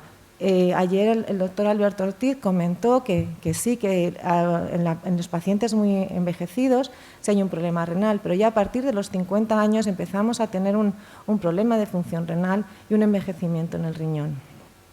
Entonces nosotros vimos la literatura, ratones de 2 años, y dijimos, pero realmente, ¿qué pasa en los ratones que tenemos en el laboratorio? Bueno, pues fuimos a estudiar los ratones de 3 meses, de 1 año, de año y medio, y nos encontramos que ya al año y medio los ratones presentan fibrosis renal, presentan una disfunción renal con bastante variabilidad entre los ratones, presentan un daño glomerular muy marcado y también infiltrado inflamatorio. Y en cambio, a los 12 al año, estos ratones solamente tienen algo de infiltrado inflamatorio. Solamente, no, tienen infiltrado inflamatorio. Y entonces aquí quisimos estudiar qué es lo que pasaba a nivel molecular con estos ratones. Y hemos visto que a los 18 meses los riñones de estos ratones presentan las características similares a la enfermedad renal crónica. Las células tubulares tienen un cambio en el fenotipo, es un fenotipo tubular senescente, con una parada del ciclo celular, un aumento de marcadores de parada del ciclo celular, marcadores de activación del daño en respuesta al DNA, y también tienen un secretoma diferente. Hay un aumento de la producción renal de mediadores proinflamatorios y profibróticos, que son las características del daño renal crónico. También tenemos una inflamación crónica y una desregulación de mecanismos de procesos redox y una pérdida de factores protectores. Cuando vamos al año, algunos de estos mecanismos senescentes ya se empiezan a activar, como son los mecanismos del daño al DNA, y se desregulan los mecanismos redox. Con estos antecedentes, nosotros ya nos centramos en los modelos en ratones envejecidos, pero solo a 1 año. Y en la etapa de daño renal agudo hemos descrito que la administración de ácido fólico induce una exageración en el daño renal en esta etapa aguda. Hay un mayor daño renal, una mayor muerte de las células tubulares por mecanismos asociados a necroptosis, que es la muerte inflamatoria, una exageración, un aumento de la respuesta de mecanismos de senescencia celular, hay un aumento de los marcadores de senescencia como las ciclinas P21 y un aumento de la producción renal de mediadores del SAPS, de este fenotipo, de este secretoma senescente. Con estos antecedentes nos fuimos a ver qué pasaba en la transición de daño renal agudo a crónico y planteábamos el estudio hasta 15 días. Cuando hicimos el tratamiento en los ratones inyectándolos con ácido fólico con una dosis más baja de lo que hacemos los modelos habitualmente en los jóvenes, nos encontramos una mortalidad muy elevada a partir de los 8 días, por lo que decidimos parar el estudio a los 10 días, pues no nos íbamos a quedar sin ratones. En estos ratones fuimos caracterizando el daño renal y vimos que había un aumento en la pérdida de la función renal en los ratones envejecidos a los 10 días comparado con los ratones jóvenes. Sin embargo, no vimos que hubiera una mayor lesión tubular, aquí es el marcador de KIN1 a nivel tubular, pero sin embargo sí que había un mayor infiltrado inflamatorio. Los ratones envejecidos de 10 días tienen más infiltrado inflamatorio y a nivel de expresión renal de citoquinas inflamatorias también estaban más aumentados a 10 días, tanto genes como TNF-alfa, CCL2, CCL5, que es MCP1. Y también una cosa muy importante, que a los 10 días los ratones viejos presentan más fibrosis renal que los ratones jóvenes. Esto nos hace ver que tenemos un modelo animal en el que vemos mayor muerte, mayor problemas de función renal y mayor fibrosis renal, porque nos permite estudiar mecanismos moleculares. Entonces fuimos a ver qué pasaba con los mecanismos asociados a la senescencia. Los mecanismos de daño al DNA, vemos que no hay diferencias entre ratones jóvenes y viejos. Están activados, pero no están más activados en los viejos. En la parada del ciclo celular tampoco. Por lo tanto, este mecanismo no parece que estuviera contribuyendo a la fibrosis. La pérdida de factores protectores sí que está más marcada en los ratones envejecidos y también el aumento de proteínas antiapoptóticas. Pero sobre todo lo que hay más es expresión renal de genes que regulan componentes del SAPS, como los genes inflamatorios que os he comentado anteriormente de MCP1 o la interleuquina 6 y la metaloproteasa MMP2. Otro de los componentes de SAPS es TGF-beta, pero en este caso no vimos un aumento mayor de TGF-beta en los riñones de los ratones envejecidos, ni tampoco vimos una mayor activación de la ruta de las SMAD. La ruta de las SMAD, muchos modelos experimentales han demostrado que es una ruta clave en la fibrosis renal, pero en este caso no está contribuyendo a la mayor fibrosis en los riñones envejecidos. En el laboratorio llevamos cierto tiempo estudiando un factor de crecimiento, CCN2, también conocido como CTGF, y hemos descrito recientemente que es capaz de inducir senescencia tubular directamente en las células en cultivo. Aquí podéis ver que cambian marcadores de senescencia y hay una inducción de la senescencia celular. Y en un modelo de isquemia-reperfusión, que asemeja lo que ocurre en el trasplante, que hay una isquemia renal, hay un aumento de CCN2 y hay un aumento de los marcadores de senescencia celular que en los estudios en un ratón knockout condicional desaparecen. Por eso quisimos ver qué pasaba con este marcador en los ratones envejecidos. Y como podéis ver aquí, hay un aumento de la expresión génica de CCN2 mucho más marcado en los ratones envejecidos que en los jóvenes en respuesta al daño, y esto también lo vemos a nivel de proteína.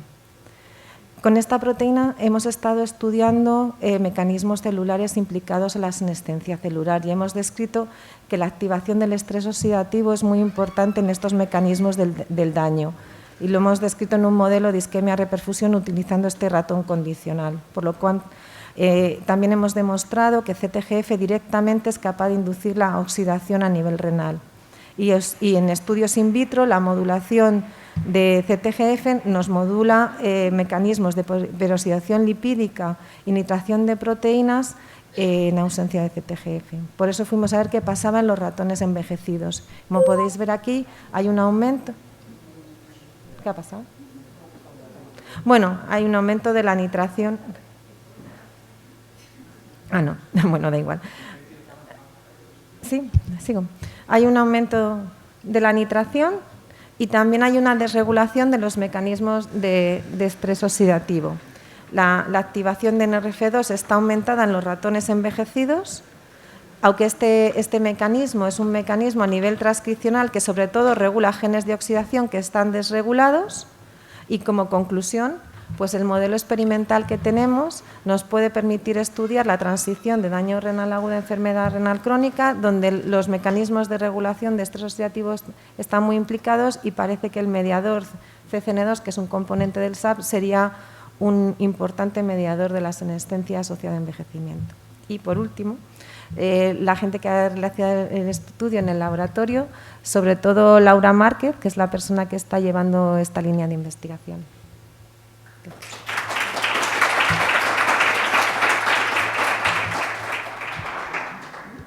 ¿Alguna pregunta?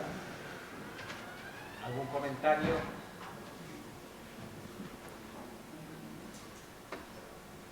Marta. Hay una pregunta. ¿Allí? ¿Dónde? Por favor.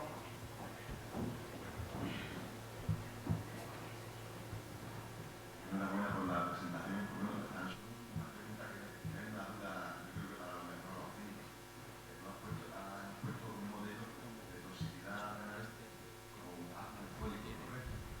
Lo digo porque nosotros los neurólogos pues, suplementamos con ácido fólico en pacientes con periodo avanzado y también incluso se prueba para enterar de una concepción y práctica clínica doctorada de hace años. No sé qué recomendación darías tú, si debemos de seguir o debemos de evitar ese tipo de suplementación, o si tiene algún consejo. Gracias. Bueno, es una buena pregunta. Nos lo hacen cuando mandamos los trabajos a publicar. El modelo, hay otros modelos que se utilizan. Esto es una herramienta para intentar asemejar lo que ocurre. Usamos unas dosis muy altas de ácido fólico y tenemos mucha variabilidad a veces entre unas dosis u otras, mayor mortalidad en respuesta a los ratones. Una cosa que no hemos publicado es que hicimos este modelo en ratones de 18 meses y no vimos más daño renal porque ya teníamos ese daño renal. Entonces no vemos que haya un aumento de toxicidad renal si ya hay daño. No sé si te puede responder, pero bueno, es una cosa que daremos vueltas. Muchas gracias, Marta, que vamos un poquito mal de tiempo. Vamos a pasar a la siguiente presentación. En principio es implicación de HIV y del succinato en la inflamación de los riñones del donante fallecido, que es del grupo de la Fundación Puigvert. Y yo creo que nosotros nos vamos a pasar a la primera fila porque nos ha desaparecido la imagen de aquí. Adelante.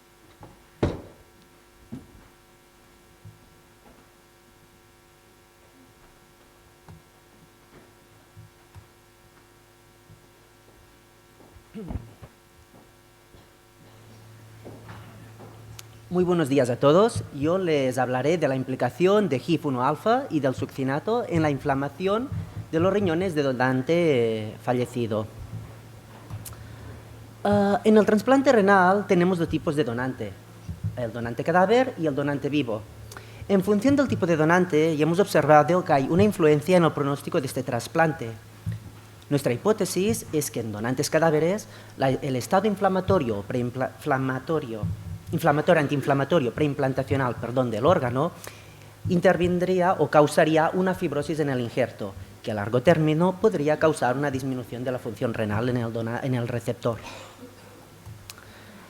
El objetivo de este estudio era identificar las vías de señalización asociadas con la respuesta inflamatoria profibrótica que se activarían preferentemente en el donante cadáver. Para llevar a cabo este estudio, en nuestro centro se obtuvieron un total de 47 biopsias renales preimplantacionales provenientes de donante cadáver y 19 de donante vivo. A partir de ellas se elaboró un Open Array en el cual se analizaron un total de 159 genes distintos. Entre ellos se encontró una expresión diferencial en HIF-1-alfa, el factor inducible por hipoxia 1-alfa sería, y las distintas subunidades del complejo succinato deshidrogenasa. Y estas expresiones, evidentemente, se encontraban entre donante vivo y donante cadáver. A partir de ellas, se decidieron agrupar los genes que correlacionaban con HIF-1-alfa, se agruparon en distintos clústeres funcionales mediante un software específico que se llamaba String. En base a los resultados obtenidos, también decidimos recoger muestras de sangre y suero provenientes de 27 donantes cadáveres y 10 voluntarios sanos. A partir de las muestras de sangre, se decidió obtener los monocitos con la finalidad de, mediante RT-qPCR, analizar la expresión de las distintas subunidades del subcomplejo succinato deshidrogenasa. Por lo que se refiere en el suero, las muestras de suero, se decidió determinar los niveles de succinato circulante mediante un kit enzimático específico, que es este que se muestra aquí, que es del Enzym Chrome TM, Succinase 6 Kit. Por lo que se refiere al complejo succinato deshidrogenasa, es un complejo que se encuentra en la cadena mitocondrial, se encuentra en la mitocondria, interviene en el que sería el ciclo de los ácidos tricarboxílicos y interviene en la cadena transportadora de electrones. También es conocido como complejo 2 y está constituido por 4 subunidades. Su función principal es transformar el succinato a fumarato mediante una serie de reacciones redox que se darán en este orgánulo, y las subunidades que lo componen sería la succinato deshidrogenasa A, que es la que se encargaría realmente de la conversión de succinato a fumarato, y las otras subunidades que se encargarían de la cadena transportadora o de las oxidaciones redox que se darían en este complejo hacia los siguientes complejos que serían el 3 y los sucesivos como el 4 y el 5. Los resultados obtenidos en nuestro estudio indicaban que había un incremento de la expresión de HIF-1-alfa en los donantes cadáveres, y esto indicaría la activación de las vías de hipoxia en el riñón. Tal como se muestra en esta figura, podéis observar claramente cómo hay un incremento de la expresión génica del que se refería del HIF-1-alfa en los donantes cadáveres respecto a los donantes vivos, en azul más oscuro. Del mismo modo, también observamos que había un aumento de HIF-1-alfa en los donantes cadáveres y este se correlacionaba con la expresión de múltiples genes. Por eso es cuando decidimos agrupar todos los genes que correlacionaban positivamente con HIF-1-alfa en donante cadáver en distintos grupos funcionales o clústeres funcionales. En principio, obtuvimos 3 principales clústeres funcionales, tal como se muestra en esta figura. Podéis observar en color rojo el clúster o grupo que correspondría a factores de transcripción y metaloproteinasas, en amarillo los genes que codificarían por proteínas de la matriz extracelular y también integrinas, y finalmente en verde el que correspondría a los marcadores inflamatorios y también marcadores de macrófagos. También obtuvimos que el metabolismo del succinato se encontraría afectado en los riñones del donante cadáver. Concretamente, por lo que se refiere a las 4 subunidades que componían aquel complejo succinato deshidrogenasa que habíamos comentado antes, se encontrarían reducidas en donante cadáver respecto en el vivo, tal como se muestra en esta primera figura. Su expresión disminuye significativamente. Y esto coincide realmente con los valores o los resultados observados en la figura B, donde se muestran los niveles de succinato libre en suero en voluntarios sanos y en voluntarios, muestras provenientes de voluntarios cadáveres, en donantes cadáveres, perdonad. y podéis ver claramente que hay un incremento de los niveles de succinato en este caso, que tendría la explicación muy simple de que al bajar las cantidades del complejo o las subunidades, al reducir las subunidades del complejo succinato deshidrogenasa en donante cadáver, habrá menos conversión de succinato fumarato y, como consecuencia, los niveles de succinato libre se incrementarían. A partir de estos resultados se obtuvieron las siguientes conclusiones, que era que hay un aumento de las tasas de transcripción de HIF-1-alfa en los riñones de donante cadáver y esto implicaría una mayor activación de las vías de señalización de la hipoxia en comparación con la de los donantes vivos. También esta situación de hipoxia no solo aumentaría los niveles de HIF-1-alfa, sino que también podría frenar la cadena transportadora de electrones mitocondrial y, como consecuencia, al reducir, evidentemente, la expresión de las subunidades del complejo succinato deshidrogenasa. La reducción de la expresión del complejo succinato deshidrogenasa generaría un incremento en los niveles de succinato presentes en el suero. Y el aumento de los niveles extracelulares de succinato podría también tener un efecto inhibitorio sobre la degradación de HIF-1-alfa. Finalmente, como consecuencia, habría una sobreexpresión sostenida de HIF-1-alfa que podría participar en un proceso inflamatorio y antiinflamatorio y una fibrosis sostenida en los órganos trasplantados de donante cadáver. Muchas gracias por su atención y también muchas gracias al equipo de investigación, a nuestro grupo de investigación de la Puigverd, que sin ellos no hubiésemos podido realizar esta presentación y este trabajo.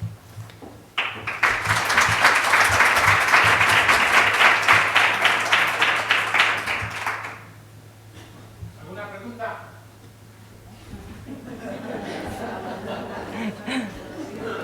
Ya sé que es una cosa muy molecular y asusta un poco, pero bueno. Si hay alguna pregunta, intentaré responderla, evidentemente. Sí.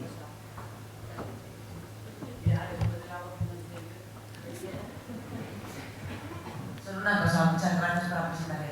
¿Tenéis algún dato de si esto es reversible una vez que se realiza el...? Porque bueno, que los niveles de HIF-1-alfa aumenten en situaciones de hipoxia es una cosa normal, pero luego revierten en... Es una cosa transicional realmente. Se esperaría, o parcialmente, se esperaría que fuese una cosa de corto periodo, de algún modo. No tenemos datos a largo término porque se espera que... Porque el HIF realmente tiene una regulación muy puntual, es un factor que se sintetiza constantemente, se degrada constantemente, cuando hay la hipoxia lo tenemos, inmediatamente vuelve a desaparecer. Entonces esperaría que, aunque pudiese durar un poco más, no sería mucho. HIF ya habría activado todas las vías relacionadas con los procesos fibróticos que se darían lugar más tarde. Esto sería nuestra hipótesis realmente. No se esperaría realmente que HIF-1-alfa se mantuviese mucho tiempo.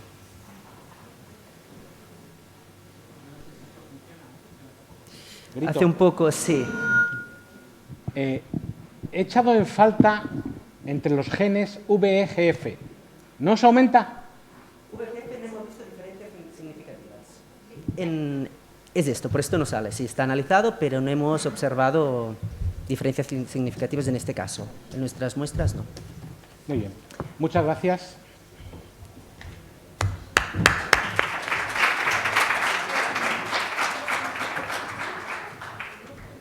We are going to move to the next presentation. The next presentation is the dual endothelin angiotensin receptor antagonist, sparsentan protest, from glomerular hypercellularity and associated immune inflammatory gene network activity in a model of EGA nephropathy. This is presented by C. Riley. Thank you very much. Buenos días. Muchas gracias por la oportunidad de compartir nuestros datos con ustedes hoy. Todo mi español lo he aprendido de mi suegra y por eso pienso es mejor si continúo en inglés, mejor para ustedes y para mí hoy. So I'm excited to share some mechanism of action data for our drug sparsentan, which is currently in phase 3 trials for IgA nephropathy and focal segmental glomerulosclerosis. Now, this data was generated in the laboratories of Drs. Jan and Leah Novak, Colin Riley and Zina Moldoveanu at the University of Alabama, Birmingham, in collaboration with some of my colleagues at Travere Therapeutics. Unfortunately, Radko couldn't be with us here today, and so I'm going to do my best to fill his shoes instead.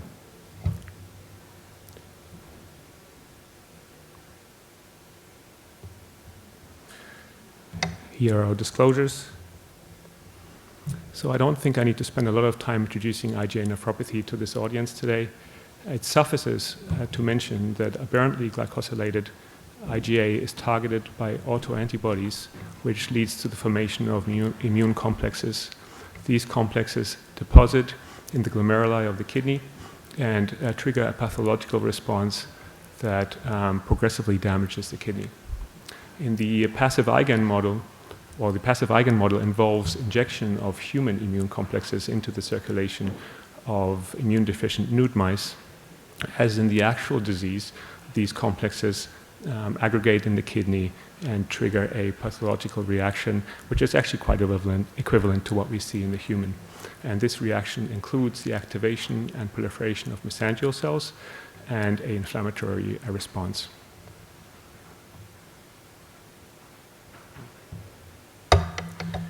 The angiotensin and endothelin systems are major players in renal pathophysiology and together affect most renal compartments. Inhibition of either has been shown to be renoprotective, and both endothelin-1 and angiotensin-2 have been suggested to be involved in mesangial proliferation.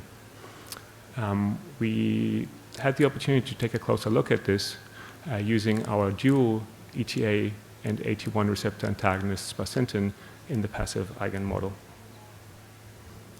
To do this, we combined the injection of human immune complexes with 2 different doses of sparsentan, which are administered orally.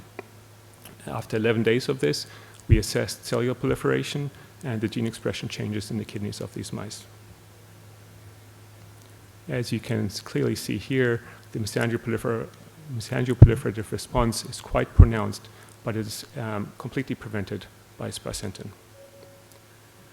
To characterize the molecular changes that are associated with this proliferation, we performed RNA sequencing on the kidneys of these mice, and we discovered a large majority of genes were upregulated in response to human immune complexes, while only a small subset was downregulated.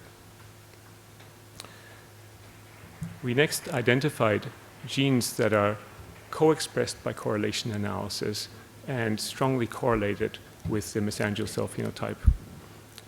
Within the top associated genes, we found an enrichment in immune and cytokine pathways. These pathways were strongly and significantly upregulated in the IgAN model, as signified here in red. In contrast, these pathways were back downregulated after sparsentan treatment, indicating that sparsentan is able to counteract the gene expression changes in our model. We then cross-referenced these pathways with our differential gene expression data to confirm the directionality of our change. Here's a list of some of the genes with the most pronounced changes or responses in each of these pathways. And I think you can clearly appreciate that sparsentan is able to ameliorate these changes not only on a pathway, but also on a single gene level. As a next step, we identified the genes that were central to the transcriptional response. To better understand the transcriptional landscape, we then imputed upstream transcription factors that regulate these hub genes. And to our surprise, most of these upstream transcription factors were also differentially expressed, and once again, this expression was ameliorated using sparsentan. In our final analysis, we established the significance of these findings in relation to the human disease. To do so, we compared our results with publicly available data from human patient biopsies. And despite the fact that our data is from total mouse kidney and the human data is from dissected glomeruli, we identified a significant subset of genes that overlap between the two data sets. And this is consistent with the interpretation that some of the changes we see in our model occur in the glomeruli.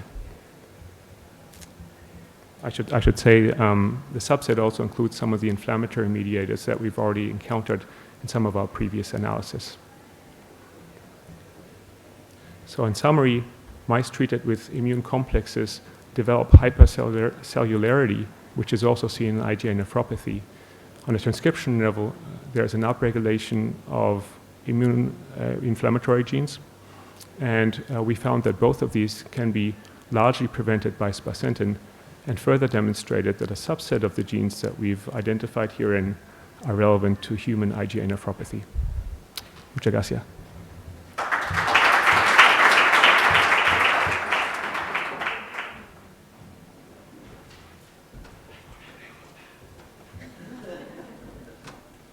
¿Alguna pregunta? Any question?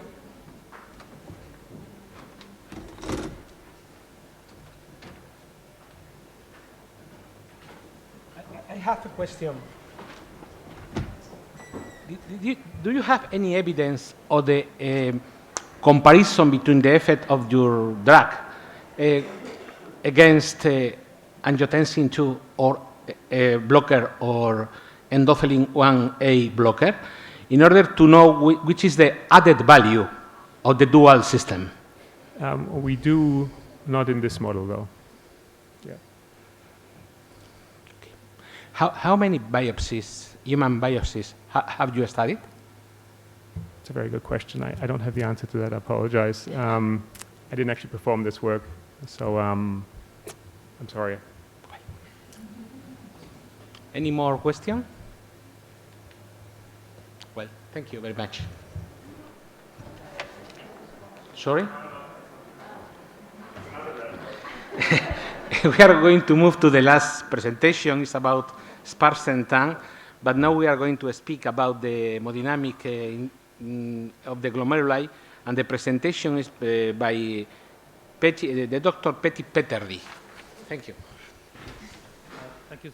Thank you very much for having us in this exciting symposium, and we will continue in English. I apologize, I don't speak much Spanish either. So my job, in addition to continue with the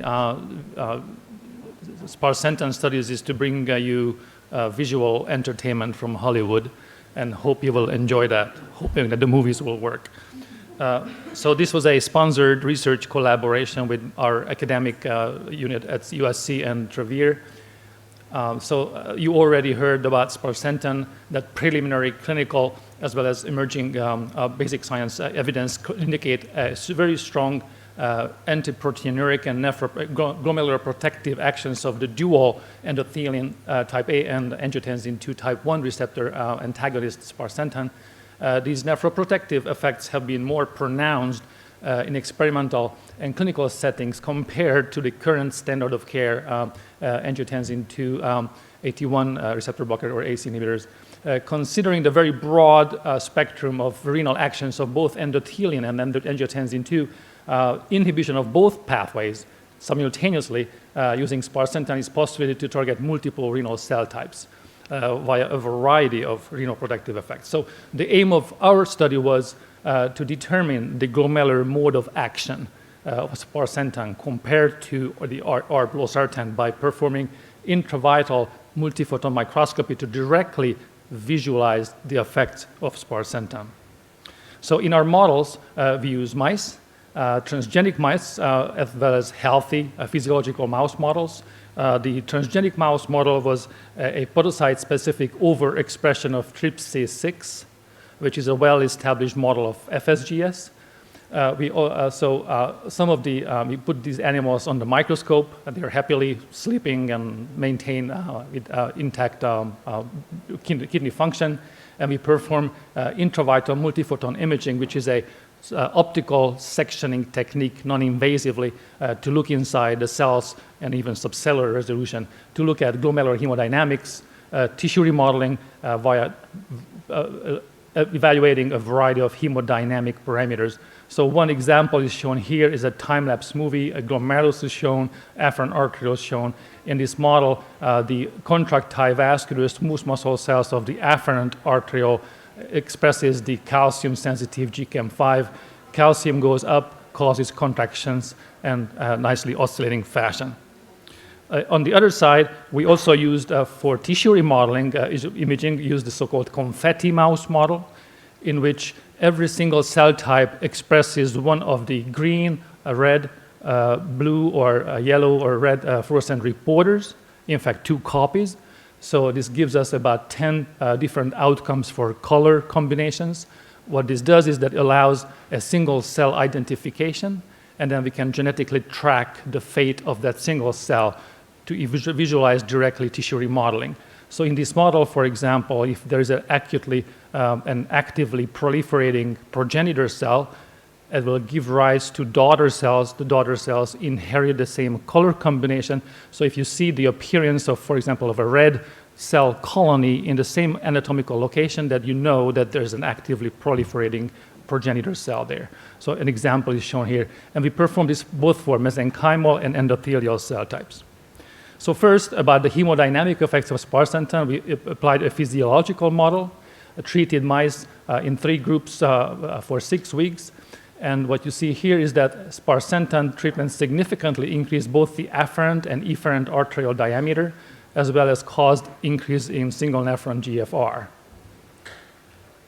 Also, in addition, we tested the effects of these drugs in response to an acute vasoconstrictor challenge. We acutely injected angiotensin II and endothelin-1 into the intraarterial injections. And what we observed is, of course, tremendous vasoconstriction, reduction of blood flow, and GFR. However, sparsentan was able to reduce the elevated calcium in contractile vascular cells. It maintained the afferent arterial diameter and then also glomerular diameter and tuft area. Losartan had no effect on any of these endothelin-induced glomerular hemodynamic changes. And this video shows these effects. So again, in the control untreated group, acute injection of vasoconstrictors causes a very significant vasoconstriction of the afferent arteriole. Here's the glomerulus. The green color indicates calcium in the contractile vascular smooth muscle cells of the afferent arteriole. Sparsentan is able to alleviate this change. Only a very, very minor elevation in calcium is observed, but the blood flow is intact. And losartan, of course, cannot inhibit ET1 effects, so the afferent arteriole constricts as in control. So regarding the disease model, in FSGS mice, we observed classic signs of FSGS, including the segmental elevations in podocyte calcium. In these mice, we image actually podocyte calcium, adhesions of the glomerular tuft and the parietal Bowman's capsule, the appearance of parietal podocytes, and reductions in glomerular capillary flow. However, sparsentan treatment significantly improved podocyte elevated calcium, so it reduced back to baseline. Both the afferent and efferent arterial diameter, the SNGFR, as well as the albumin leakage in the glomeruli improved. However, losartan was able to improve only podocyte calcium and no any other parameters. So also, in addition, the hemodynamic changes also, sparsentan blocked the agonist-induced afferent arterial vasoconstriction, increased calcium and decrease in glomerular diameter and tuft area. Losartan inhibited only calcium. So this classic histological phenotyping confirmed that sparsentan treatment significantly improved podocyte number and both the glomerular sclerosis and tissue fibrosis scores. So finally, about the tissue remodeling, using the confetti multicolor reporter, we confirmed that compared to control, in which you see a stochastic even distribution of all different color combinations, sparsentan induced clonal tissue remodeling. Both the number of confetti cells, the number of confetti clones, and the number of cells per clone increased tremendously in response to sparsentan. So, for example, here you see the appearance of a blue cell cone, and in many other regions within the glomerulus. In the tubular system, we saw similar changes. So both the cortical and medullary tubules showed clonal remodeling, suggesting that sparsentan can induce intrinsic resident progenitor cells for tissue remodeling. And on the endothelial side, using CDH5 confetti mice, we saw similar effects. So compared to control, here you see the appearance of blue as well as yellow multicell clusters indicating clonal endothelial remodeling in response to sparsentan. So to summarize, this intravital imaging approach directly visualized several mechanisms underlying the glomerular protective effects of sparsentan, both in the disease model as well as in the physiological model. Sparsentan treatment had a greater impact in reducing proteinuria compared to the losartan, a current state of the model. Glomerular hemodynamic pattern was driven by both afferent and efferent dilatations and increased blood flow and GFR. The effects of sparsentan suggest mechanisms involving antagonism of ET1 as well as, in addition to angiotensin II, an activation of resident progenitor cells, and tissue remodeling is being more effective in attenuating podocyte injury and disease. So these findings suggest multiple layers of actions, mode of actions, of dual actions of ET1 as well as angiotensin II receptor blockade. Thank you so much for the attention.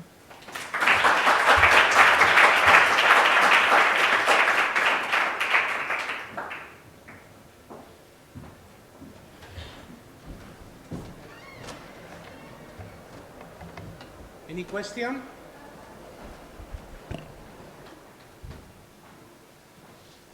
Marta, ¿tú?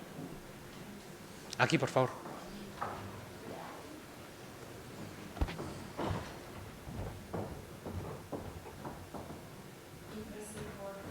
Thank you.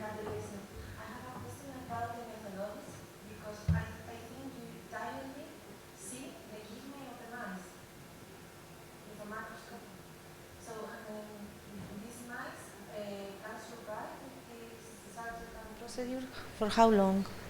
So the intravital imaging can be performed in a number of ways. So all of these have been acute, non-surviving experiments. Even in this case, the kidney can be visualized for several hours because they maintain anesthesia and blood flow, and blood pressure is continuous. So the intact kidney function is surveyed and maintained. We also use a so-called abdominal imaging window, in which an open glass window is implanted above the kidney, in which we can visualize the exact same tissue volume over consecutive days and weeks. So we can see, for example, in the confetti model, in the multicolor reporter model, we can track single cell-based tissue remodeling over several weeks during a disease process or a treatment. So this can be done in a number of ways. Thank you. I have a last question. First, thank you very much for your presentation and for your presentation in 7 minutes. It's very interesting. I agree with Marta in the impressive data that you have shown us. I have just a doubt. I was trying to think in this enormous amount of data. One data have surprised me. It was the fibrosis index. It was apparently, I think I have followed the presentation, it was the same with sparsentan and losartan, the reduction in the experimental model. It's okay? Well, both losartan had, of course, protective effects, but I think the magnitude of the effect was much higher with sparsentan compared to losartan. Both drugs, of course, induced tissue remodeling, so those were actually 6 weeks old treatments. So obviously both drugs have protective effects, but in our case, sparsentan had more significant effects on many of the hemodynamic as well as tissue remodeling parameters. Yes, I have understood that. But the final effect that you have measured is sclerosis. And I wonder about some effects of angiotensin II and endothelin which are not the same. For instance, angiotensin II is well known that it stimulates the way of TGF-beta synthesis, and endothelin has other effects. Do you believe that it could be other cellular effects of losartan which could be better than those of endothelin? For instance, the inhibition of the TGF-beta system that finally diminish the added value of the hemodynamic effect that showed you with the dual agonist? Yeah, excellent question. We did not look at molecular details. I don't have information on TGF-beta specifically.